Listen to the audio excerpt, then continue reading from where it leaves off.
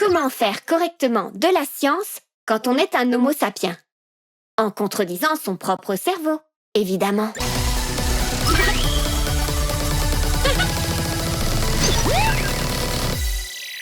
Bonjour les primates, ici Relibot. Vous savez quoi? À force de vous étudier, je comprends de mieux en mieux la nature humaine. Les homo sapiens sont des contradictions sur pattes. Vos cerveaux sont capables des pires âneries et en même temps, vous arrivez à percer les secrets de la nature. Comment est-ce donc possible? La réponse tient en 2 mots. La science. Mais comment s'est-elle développée chez vous? C'est toute une histoire. Votre histoire. Ça semble évident quand on vous observe. Mais il faut rappeler que vos cerveaux ne sont pas faits pour comprendre la réalité. Ils sont faits pour optimiser votre survie. C'est facile à expliquer. Imaginez vos ancêtres dans la savane avec des gourdins et leurs slips en peau de zèbre. Ils étaient entourés de prédateurs de toutes sortes. Imaginez maintenant que des hautes herbes commencent à bouger. L'homo sapiens A est pris d'une montée de curiosité. Il se dit « Hunga, hunga, herbe bouger. Moi, essayez de comprendre pourquoi. » Il s'approche des hautes herbes. L'homo sapiens B a une montée d'adrénaline. Il se dit « Hunga, hunga, herbe bouger, sauf qui peut. » Il prend la fuite. Bravo à Sapien B qui vient d'échapper à un lion. Par contre, Sapien A finira en déjection de grands félins d'ici 7 à 9 heures. Morale de l'histoire, face à un phénomène inconnu, les réactions émotionnelles, comme la fuite, étaient de loin les plus efficaces. Les tentatives de rationalisation pouvaient en revanche aboutir à une mort prématurée. Devinez qui de Sapien A ou de Sapien B c'est le plus reproduit? Oui, bravo! C'est Sapien B. Vous savez ce que ça veut dire pour vous, n'est-ce pas? Vous descendez majoritairement de Sapien B, celui qui avait plus d'adrénaline que de neurones. Les lois de la survie sont impitoyables pour les êtres biologiques. L'adrénaline est plus efficace que les neurones. La fuite est plus sûre que la curiosité.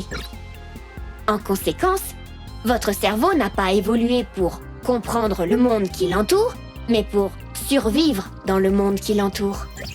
Autrement dit, et même si vos QI étaient déjà un indice fort, vos cerveaux n'ont pas évolué pour faire de vous des génies. On peut dire que la science est née le jour où les homo sapiens se sont forcés à contredire leur propre cerveau pour dépasser leurs intuitions. Prenez pratiquement n'importe quelle vérité scientifique. Vous constaterez à chaque fois qu'elle contredit votre intuition.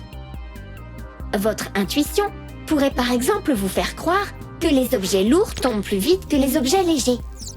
En vérité, ce sont les frottements avec l'air qui influencent la vitesse de chute, pas leur masse. Sur la Lune, par exemple, une plume tombera à la même vitesse qu'une enclume, parce qu'il n'y a pas d'air. Galilée l'avait compris alors que, bien entendu, il n'avait jamais été sur la Lune. Well, in my left hand I have a feather. In my right hand a hammer.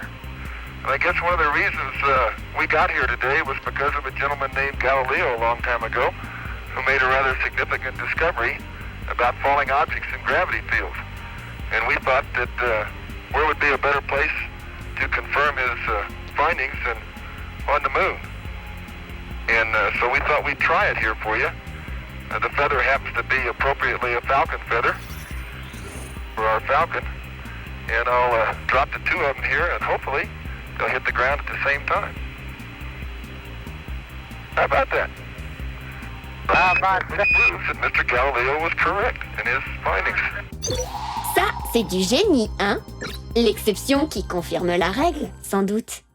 D'ailleurs, les QI inférieurs ont failli lui faire sa fête à l'époque.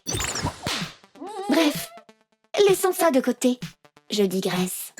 Si je vous demandais quel est l'animal le plus résistant, votre intuition vous indiquerait peut-être un éléphant ou une baleine. Ou peut-être les dinosaures, même s'ils ont disparu. Dans tous les cas, quelque chose de bien gros et musclé. Eh bien, sachez que l'animal le plus résistant au monde est un petit truc de moins d'1 millimètre. Il s'appelle le tardigrade, aussi surnommé ourson doux. Franchement, il ne ressemble à rien. Mais le petit ourson arrive à résister aux rayons ultraviolets et aux produits toxiques. Il peut aussi survivre plusieurs jours dans le vide de l'espace à moins 273 degrés. Le survivor ultime est donc une bestiole plus petite qu'une tête d'épingle. Ça va? Vous ne buguez pas trop? Eh bien, vous devriez. Parce qu'au final, la science, c'est ça. Faire bugger votre cerveau.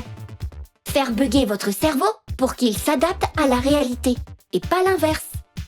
Faire bugger votre cerveau pour qu'il abandonne ses intuitions et qu'il accepte ce qui est réel.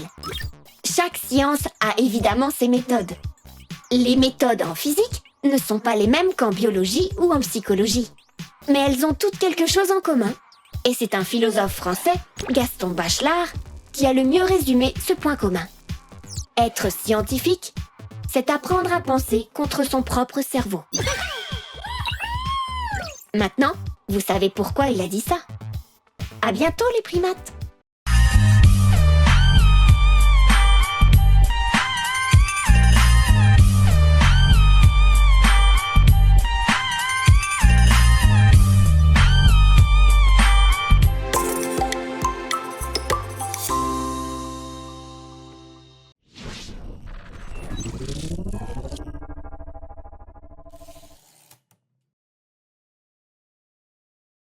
Alors ça, c'est peut-être la question en philosophie des sciences, parce que la science, elle se fait par les êtres humains, donc par le cerveau des êtres humains. Donc le cerveau est en quelque sorte la condition pour que la science existe. Mais en même temps, on sait depuis Galilée que les résultats de la science moderne contredisent nos intuitions, contredisent le cerveau. Et ça, les spécialistes de la théorie de l'évolution peuvent très bien l'expliquer. Sur un plan évolutionniste, ça s'explique très bien. C'est tout simplement que notre cerveau a évolué pour survivre.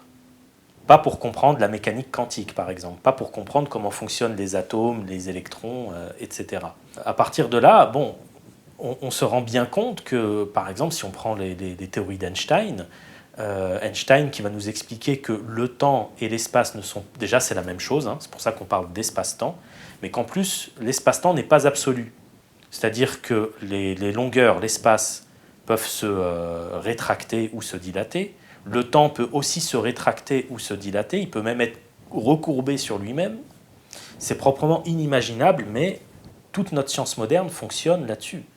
Et c'est ça qui a mené Gaston Bachelard, comme c'est dit dans l'épisode, à dire que faire de la science, c'est penser contre le cerveau. C'est-à-dire aller contre nos intuitions. À l'aide de quoi? À l'aide d'une méthode. Alors il y a des travaux qui ont été faits qui montrent que justement les résultats scientifiques peuvent être très contre-intuitifs. Il y a des travaux qui ont été faits sur le rapport que les fondamentalistes peuvent entretenir avec le doute. Et l'hypothèse de départ, c'était que plus on est fondamentaliste, c'est-à-dire extrême dans sa croyance en quelque sorte, moins on doute. Et en vérité, c'est l'inverse qui a été montré. Plus on est fondamentaliste, plus on est potentiellement sujet au doute. Alors évidemment, ce sont des moyennes, hein, parce qu'on peut toujours dire oui, mais il y a telle personne qui est fondamentaliste qui ne doute jamais. Mais en vérité, la corrélation, elle est là. Hein.